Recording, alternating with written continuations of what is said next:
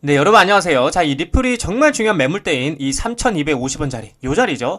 이 3,250원짜리를 돌파하면서 아주 긍정적인 흐름을 보여주고 있고요. 이 비트코인 역시 역사상 신고가를 다시 한번 갱신하면서 시장은 다시 한번 환호하고 있는데, 그렇다 보니까 가상화폐 시장에 엄청난 힘을 부어다줄 지니어스 법안 또한 트럼프 대통령이 아주 강력하게 밀고 있는 모습들이 포착이 되고 있는데, 만약 통과가 된다라면 가장 많이 수혜를 받는 건 이 리플이라고 볼 수가 있는데, 관련돼서 대응 방법과 어떤 이슈들이 있는지 함께 살펴보도록 하겠습니다. 자, 뉴스를 보게 되시면 미 하원 자체 스테이블 코인 법안 철회하고 상원의 지니어스 법안 표결 추진한다라고 얘기를 하고 있어요. 자, 이 지니어스 법안, 그쵸? 이거에 대해서 좀 여러분들에게 알기 쉽게 좀 설명을 드리려고 해요. 왜냐면 이제 코인을 이제 막 시작하시는 분들도 있고, 아니면은 이 지니어스 법안에 대해서 아직 잘 알지 못하시는 분들이 충분히 있을 수 있기 때문에, 이 지니어스 법안은 이제 미국 의회가 논의 중인 스테이블 코인 규제 법안이다라고 보시면 되는데, 스테이블 코인을 제도권, 그쵸?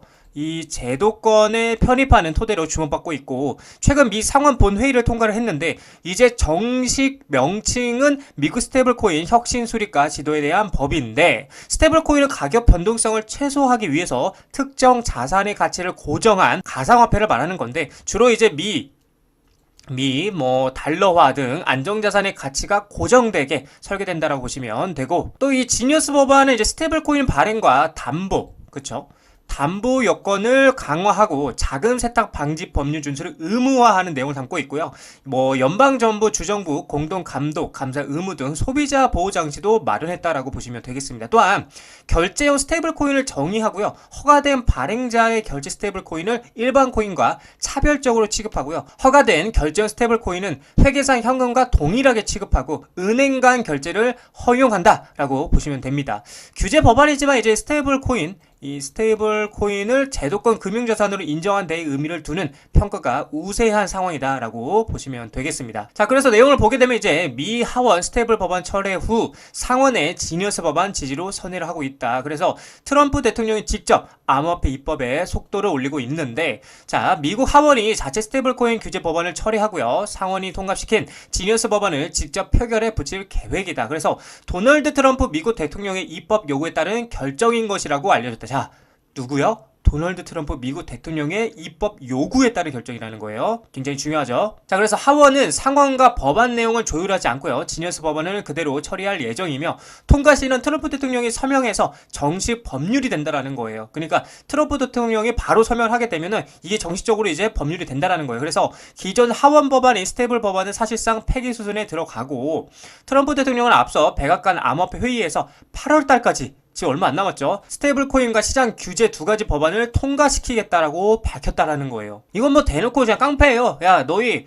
통과시켜. 바로. 트럼프 대통령이 대놓고 밀고 있다라는 거예요. 성격 알잖아요, 여러분들. 자, 그래서 만약에 이 지니어스 법안이 통과가 된다라면 가장 많이 수혜를 받는 건 바로 제가 계속 말씀드리죠.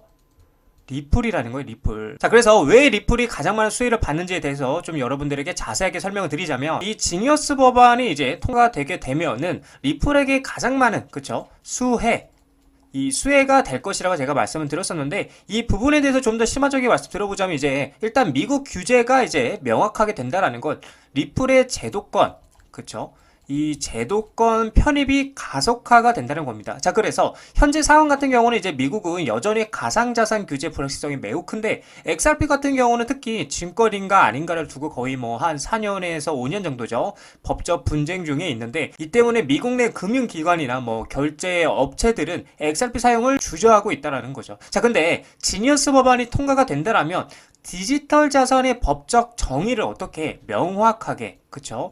명확하게 설정이 되고, 증권, 비증권, 상품 등을 구체적으로 구분할 가능성이 크다는 거예요. 그래서 이제 이 리플, 그쵸?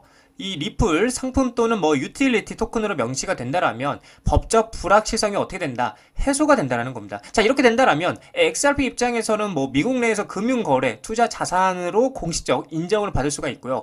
기존의 은행, 핀테크 기업들이 XRP 기반 송금을 자유롭게 어떻게 한다? 활용이 가능하다. 활용이 가능하고 미국 내 사업 확장의 이제 장벽이 완전히 사라진다는 거죠.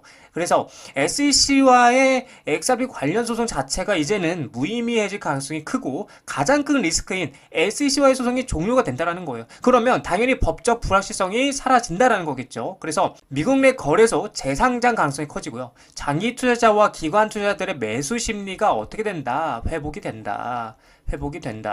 자, 그렇게 되면 이제 리플의 핵심 사업인 뭐 글로벌 송금 및 결제 인프라까지 제도권 안에서 진행이 될 수 있기 때문에 그동안에 리플이 계획하고 있었지만 진행되지 못했던 뭐 예를 들어서 IPO가 있을 수 있고요. 또 뭐가 있어요? 뭐 CBDC, 그쵸? CBDC도 있었고 뭐 스테이블 그리고 또 ETF까지 그쵸? 등 모든 게 어떻게 한 방에 터지면서 어마어마한 밸류를 자랑하게 된다라는 겁니다. 자, 그래서 우리는 의심하지 말고요. 당장의 주가의 변동성과 지루한 행보에 포기하지 말고 꾸준하게 숲을 보면서 달려가야 된다라고 저는 여러분들에게 말씀을 드리고 싶은 관점입니다. 자, 리플 차트를 보게 되시면은 제가 계속 여러분들에게 말씀드렸죠. 3,000원짜리를 강하게 지지하고 있는 것 같다. 이제는 이 박스권 상단부인 3,250원짜리 즉 요 라인을 돌파하러 올라갈 가능성이 크다라고 말씀드렸습니다. 근데 역시나 말하자마자 어떻게 됐어요? 바로 돌파하는 모습 보여주고 있고 이제는 우리가 쉽게 생각을 한다라면 3,200 그러니까 종가 기준으로 3,250원짜리 위에서 안착을 하고 마무리가 된다라면 상방 스탠스로 이제 가져갈 수 있는 길이 완전히 열린 것이고 근데 반대로 종가 기준으로 꼬리를 달고 다시 한번 3,250원 아래로 떨어지게 된다라면 다시 한번 3,000자리를 리테스트하러 떨어질 가능성이 있다라는 것도 여러분들 참고로 하셔야 돼요. 그래서 쉽게 생각하면은 종가 기준으로 3,250원짜리 안착했다. 그러면 4,000원짜리까지 열려있다라 볼 수가 있고 반대로 꼬리가 달리고 다시 떨어졌다. 아래에서 떨어졌다 하면은 3,000원짜리까지 리테스트하러 떨어질 가능성이 있다는 걸 여러분들께서 참고를 하셔야 된다라고 말씀을 드리고 싶습니다.